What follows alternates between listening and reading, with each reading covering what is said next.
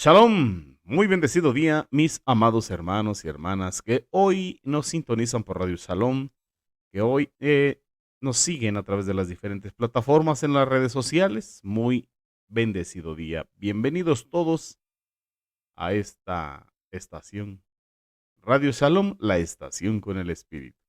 Y también Shabbat Shalom, reposo y paz.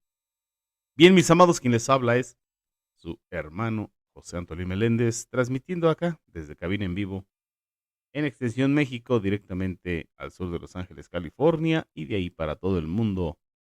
Bien, mis amados, hoy estamos aquí en este día de reposo, contentos, agradecidos con nuestro abacados Jehová Sebaot por un día más y un día en Shalom, un día en reposo. Bendito sea el Eterno por ello.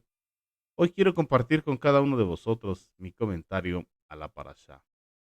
Eh, Esta parashá se intitula Mikadesh, transliterado al castellano desde Cádiz. Está compuesta por lo que es en la bendita Torah, Bamidbar, Números, capítulo 20, verso 14, al capítulo 22, verso 1. En el libro de Shoftim, Jueces, capítulo 11, versos del 1 al 40. Tenemos otra porción también en lo que es Abdías, capítulo 1, versículo 1 al 21. Y en el libro de los Salmos, el 113. Y también en el Brit Hadashah, en el Pacto Renovado, encontramos una porción en lo que es la Besora de Yohanan, Evangelio de Juan, capítulo 3, verso 1 al capítulo 4, verso 15. Esas son las citas que conforman la parasha, la porción que hemos estado estudiando durante la semana y que hoy todos en Ejad estudiamos y comentamos lo que hemos entendido, lo que el Eterno nos ha hablado a través de estas porciones. Benditos al Eterno. Lo hacemos en Ejad. Y recuerde, eso lo hacemos aquí en la Keilah de Joshua, un ministerio en línea. Bendito sea el Eterno, un ministerio legal. Bien, pues quiero invitarte ahí a lo que es la bendita Torah, al libro de Bamidbar, Números, capítulo 20, verso 14. Y mientras usted va para allá, pues bueno, quiero aprovechar el tiempo para enviar saludos y bendiciones a nuestros amados Morim Berroim, pastores y maestros, a Jaro Morales y Araceli de Morales. Ellos son los presidentes fundadores de Asambleas Alfa y Omega Incorporado, que es el ministerio legal que nos da cobertura, bendito el Eterno, a Congregación del Yo Soy, a Radio Shalom, a la Keilah de Joshua, al Instituto de las Raíces Hebreas y a diferentes ministerios en todo este mundo, como lo es también aquí en México. Aleluya. Bien, sean bendecidos nuestros amados Morim Morales. Y bueno, mis amados, también a todos aquellos que nos sintonizan por Radio Salón, la estación con el Espíritu, y los de recién ingreso en la Keilah de Joshua, un ministerio en línea y principalmente a través de WhatsApp. Bienvenidos todos los nuevos. Que su estancia y su permanencia sea de gran bendición en este ministerio, en esta Keilah. ¿Ya tiene usted ahí la cita de Bamidbar Números? Bendito sea el Eterno, capítulo 20, verso 14. ¿Qué nos encontramos aquí? Que Edom no permite al pueblo de Israel atravesar su territorio. No lo permitió. Y bueno, en estos tiempos, Edom no quiere que salgas de su territorio. No te quiere dejar salir de su territorio. Recuerde que ahí el pueblo de Israel estaba viviendo un éxodo físico y estuvo exiliado bastante tiempo en Misraim, en Egipto, y ahora el exilio es en el alma y es en el sistema de Edom. Mire, Números capítulo 20, verso 14. ¿Qué nos dice ahí? Moshe envió emisarios desde Cades al rey de Edom, diciendo, así dice tu hermano Israel, tú sabes todas las contrariedades que hemos pasado.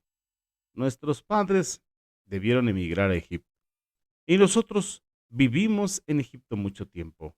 Los egipcios nos maltrataron a nosotros y a nuestros ancestros. Y cuando clamamos a Jehová, Él oyó nuestra voz y mandó un malaj, un mensajero, un ángel a Moshe, que nos sacó de Egipto. Y aquí estamos en Cades, ciudad que se encuentra en el extremo sur de tu territorio. Permite ahora que atravesemos tu territorio. No pasaremos por los campos, ni por las viñas, ni tomaremos el agua de los pozos. Iremos por el camino real sin desviarnos a la derecha ni a la izquierda hasta haber atravesado tu territorio. Pero Edom contestó, no, no atravieses mi territorio. De lo contrario, saldré contra ti con espada. Esta fue la respuesta de Edom, siempre respondiendo con la espada. Tremendo. Y bueno, es una lucha fuerte desde los inicios. Edom contra Israel. Y bueno, podríamos decir que esta era una negación innecesaria, no era necesario. No le hubiera costado nada a Edom y hubiera sido un, un gesto genuino de buena voluntad. Pero Edom no tenía esa buena voluntad. Y usted conoce la historia entre Edom e Israel. Israel y Edom. Entonces los edomitas quizá tuvieron miedo, alguna sospecha. La situación es que se negaron. Y esta negación hizo que el viaje de los hijos de Israel durara mucho más tiempo en el Bamidbar, en el desierto, y que su viaje se tornara más peligroso, como lo vemos en Bamidbar Números, capítulo 21, verso 4 y verso 5. Pero eso ahorita lo veremos. Entonces, eh, buscando en la bendita Torah, no encontramos registro de que Jehová castigara a los edomitas por esta mala acción. De hecho, Israel seguía ordenado de tratar al edomita como a su hermano. Solo podemos encontrar en el libro de Devarim, Deuteronomio capítulo 23, verso 7. Mire lo que dice ahí. Dice, pero no detestarán a un edomita, porque él es tu hermano, y no detestarás a un egipcio, porque viviste como extranjero entre ellos, ahí en la tierra de ellos. Acaba de ver este mandamiento y es un mandamiento prohibitivo. No detestarás a un edomita, no detestarás a un egipcio. ¿Por qué? Porque fuiste extranjero en Egipto y porque los edomitas son tus hermanos. Y debemos entenderlo. Muchos todavía están bajo el sistema de Edom, aunque ya pertenecen a una Keila, aún su alma está exiliada en Edom. Aún Edom ejerce dominio sobre de estos Ahim y algunos Ahayot. Entonces, no podemos aborrecerles.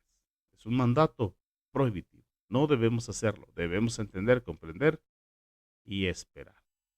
Amén. Porque es el Ruach Codes el que convence de pecado, justicia y juicio. Nosotros tenemos que anunciar la emed, la verdad, las buenas nuevas de salvación, y el Ruach Codes se encargará de convencer. Y debemos de tener la certeza de que la palabra, la Torah emed, que nosotros hablemos de parte del Eterno, no volverá a él vacía, sino que hará conforme para lo que es enviado. Así que a cumplir ese mandato. Jehová, el Eterno, aquí le muestra a Israel cómo dejarle a él el juicio de aquellos que te hieren y cómo amar a aquellos que han actuado como enemigos contra ti, mayormente si son tus hermanos. Él es el juez justo y él da la justa retribución a cada uno. Obviamente no como nosotros queremos a veces, o no como nosotros deseáramos que el Eterno castigara. No, mis hermanos, tenemos un Elohim justo, bendito sea su nombre. También nos encontramos aquí en esta parasha, la muerte de Aarón en el monte Or. Y aquí podemos decir que es un marcador definitivo. indicando el final de 38 años que Israel había sido sentenciado a deambular por el Bamidbar. En el desierto, Números capítulo 33, verso 38 nos dice que Aarón murió a los 40 años de que los hijos de Israel salieron de la tierra de Egipto. Entonces, estos están comprimidos solo en 5 capítulos y medio. Mientras que un año que estuvieron en el monte Sinai o alrededor del monte Sinai, se les dan casi 50 capítulos en la bendita Torá. Solamente el 10% a los otros 40 años. Era para demostrar que estos años quizá no completaron nada. Solamente nos muestra cómo, cómo murió esa generación incrédula. Porque estos solo fueron años de sobrevivir en el Bamidbar. Años esperando para que el viejo hombre muriera, para que la vieja naturaleza muriera, para que la primera generación muriera. Durante estos 38 años hubo mucho movimiento. Podemos decir, quizá no mucho progreso en lo material. Y nuestro caminar con Jehová Sebaot puede ser de la misma manera. La muerte de Aarón es un gran punto de referencia en la historia del pueblo de Israel. Él fue, recuerde, el primer Cohen Hagadol, el primer sumo sacerdote de la nación de Israel. Sin embargo, no fue exento del decreto de que esa generación perecería ahí en el desierto.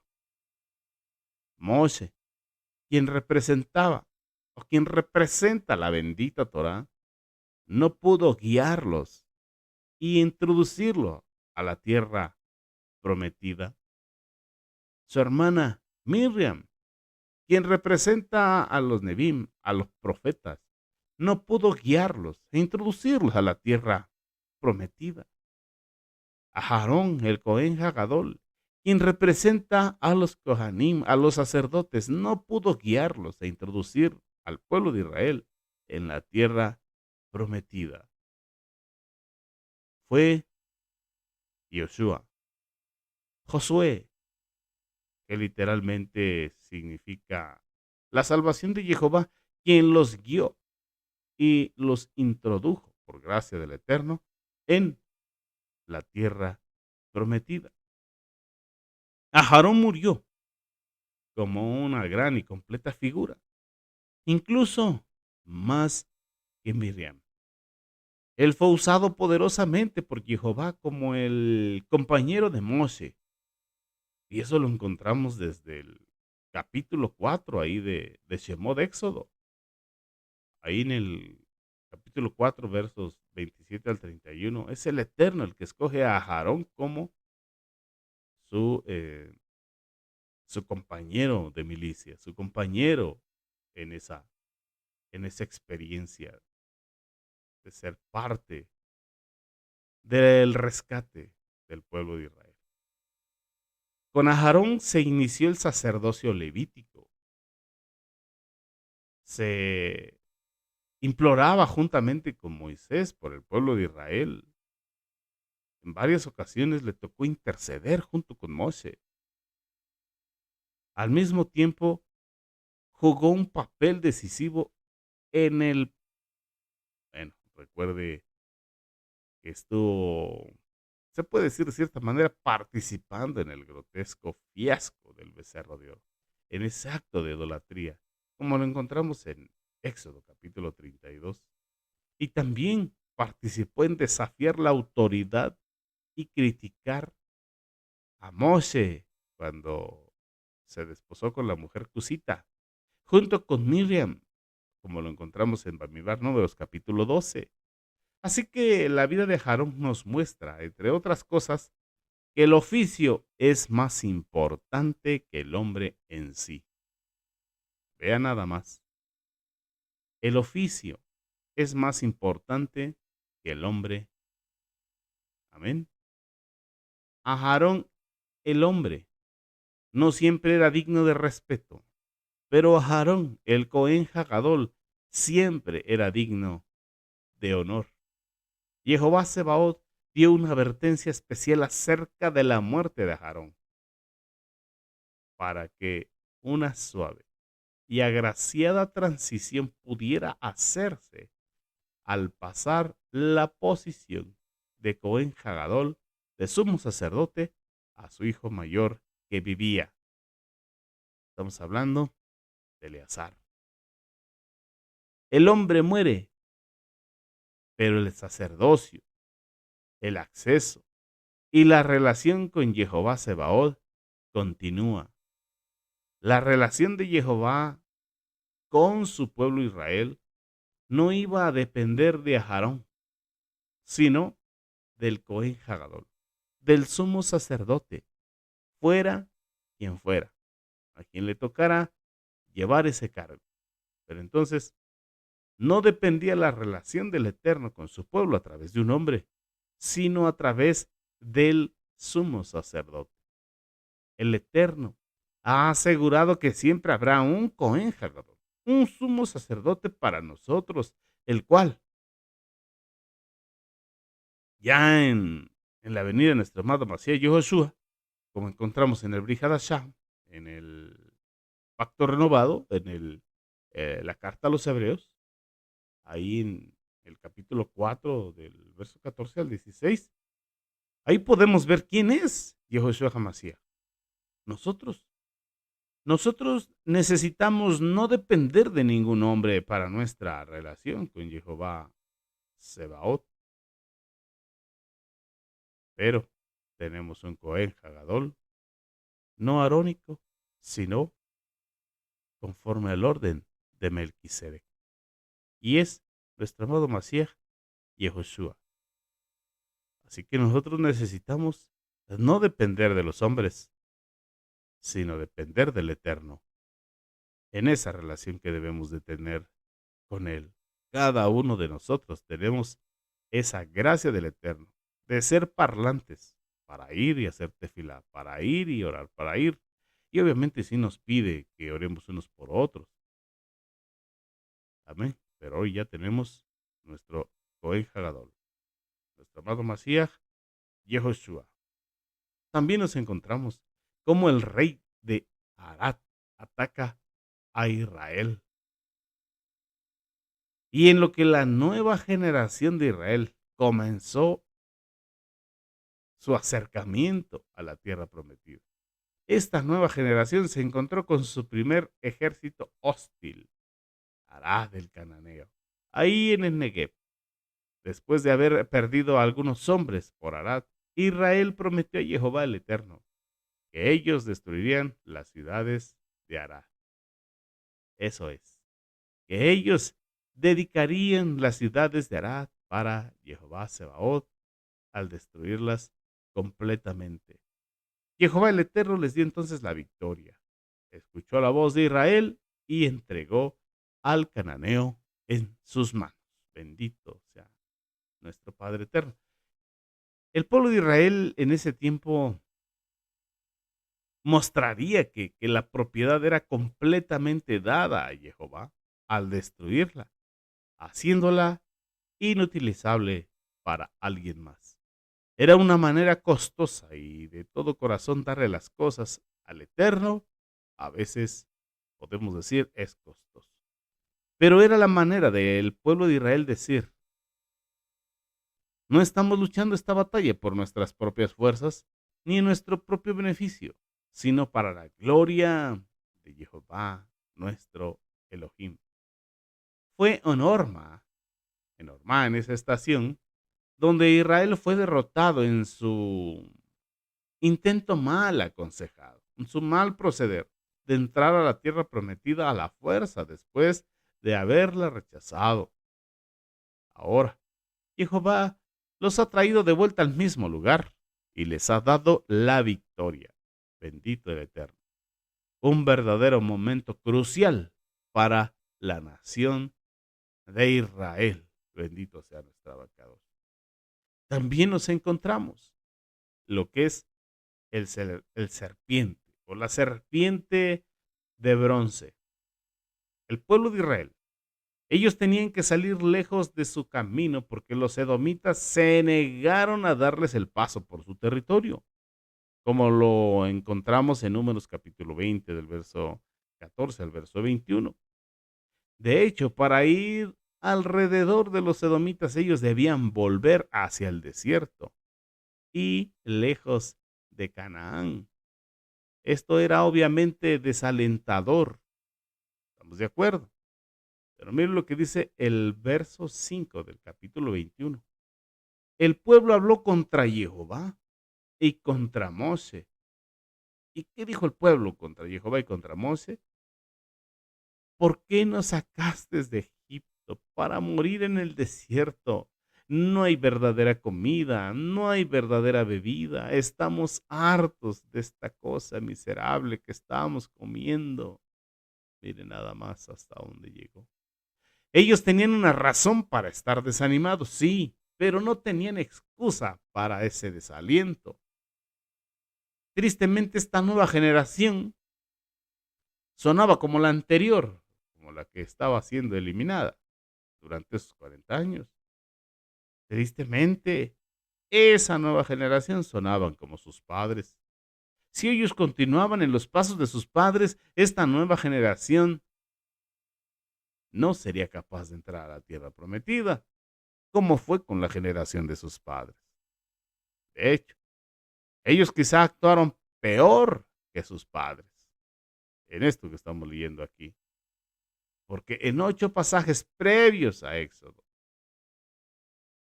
en Éxodo, en el capítulo 15, verso 24, en el capítulo 16, verso 2, en el capítulo 17, verso 13, en Números, capítulo 12, verso 1, en el capítulo 14, verso 2, y en diferentes pasajes podemos ver que los hijos de Israel describen cómo hablaron en contra de Moshe.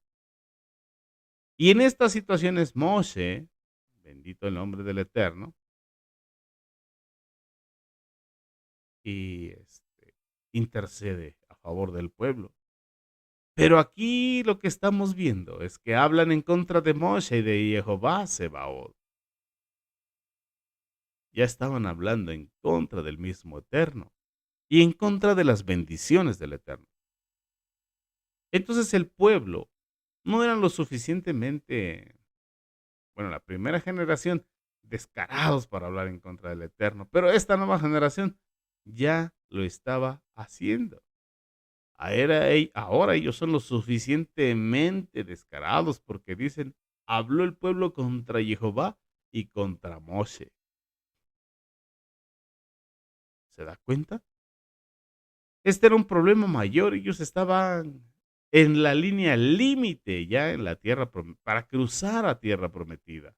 Estaban más cerca de lo que la anterior generación de incrédulos había estado. Y ahora estaban comenzando a actuar de la misma o con la misma incredulidad, o peor que la generación anterior.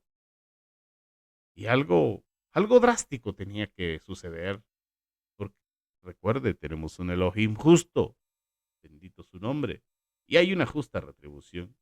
Entonces nos damos cuenta, como dice el capítulo 21, el verso 6, como respuesta Jehová envió serpientes venenosas entre el pueblo, y estas serpientes mordían a la gente, y muchos de los hijos de Israel murieron, murieron a causa de las serpientes. ¿Cómo eran esas serpientes? Nos podemos preguntar. Algunos sabios en la bendita Torah nos dicen que eran de color rojo, como el fuego. Otros nos dicen que sus mordidas, su veneno causaba una sensación de ardor, de fuego por el torrente sanguíneo, muy intenso. Así que eran llamadas serpientes ardientes. Estas vinieron de Jehová para, ¿cómo se le puede decir?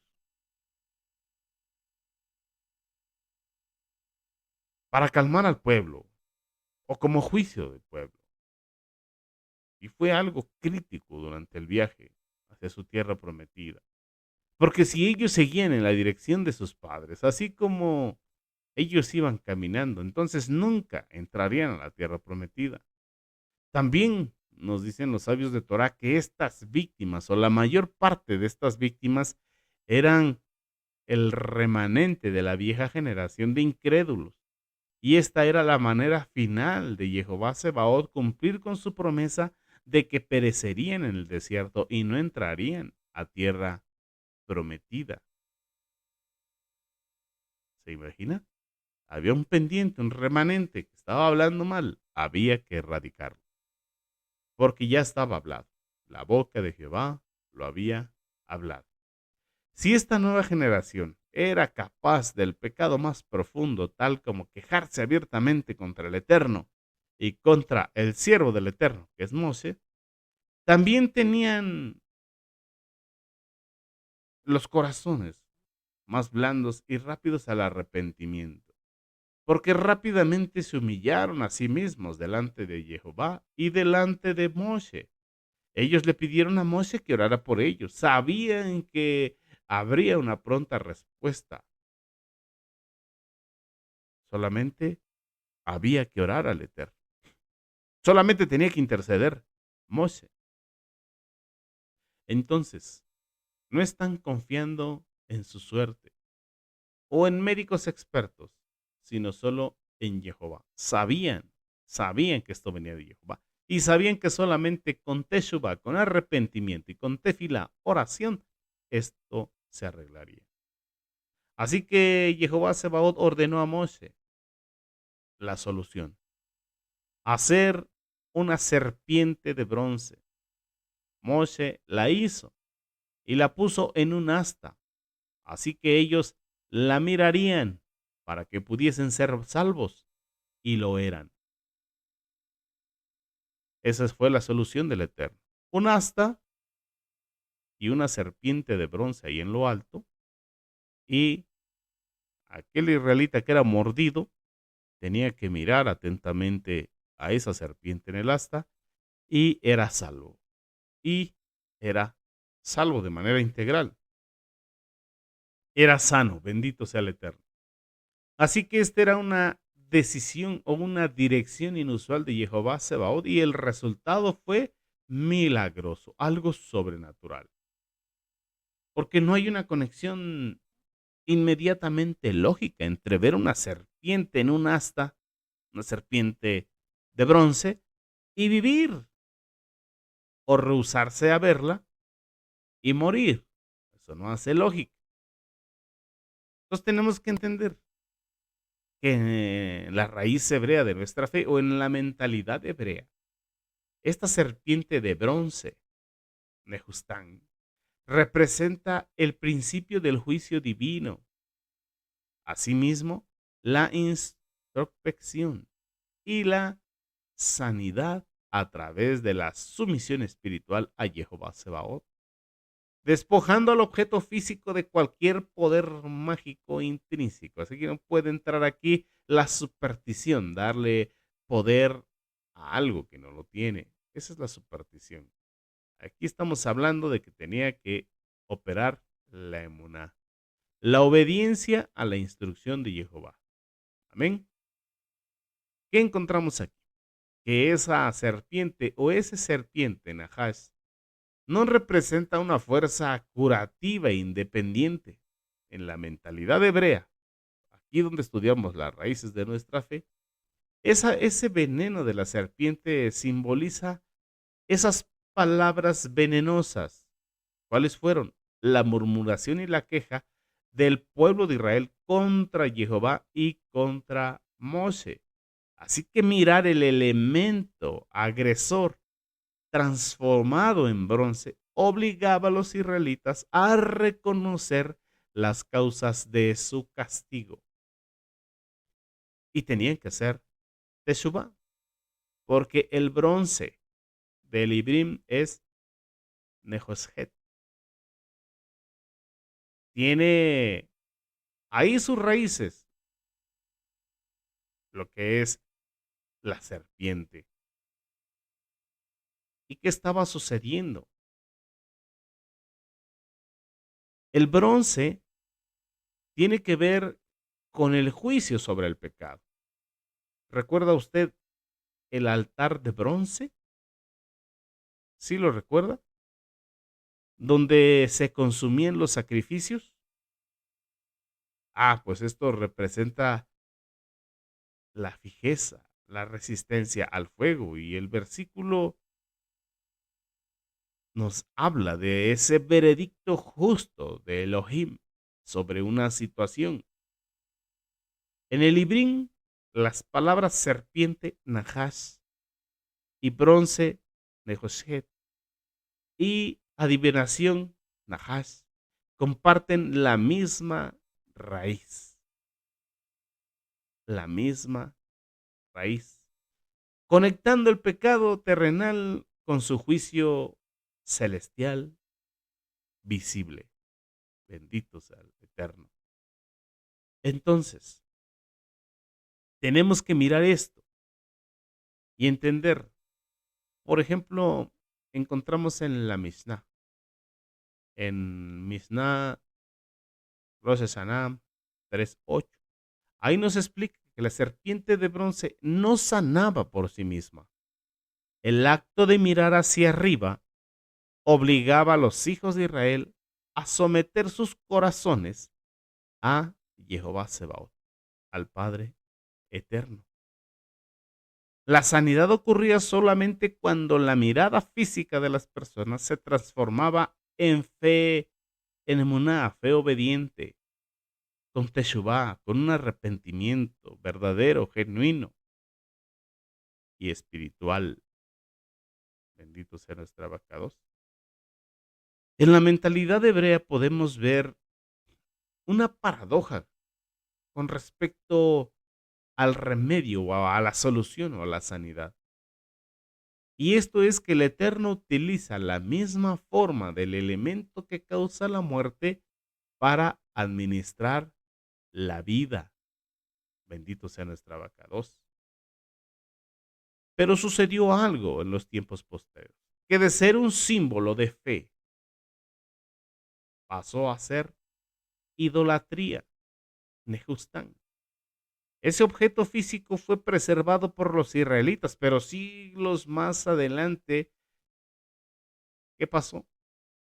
Lo convirtieron en un fetiche pagano y empezaron a tener superstición, a darle poderes que no tenía. El pueblo comenzó a quemarle incienso y a atribuirle poderes mágicos propios.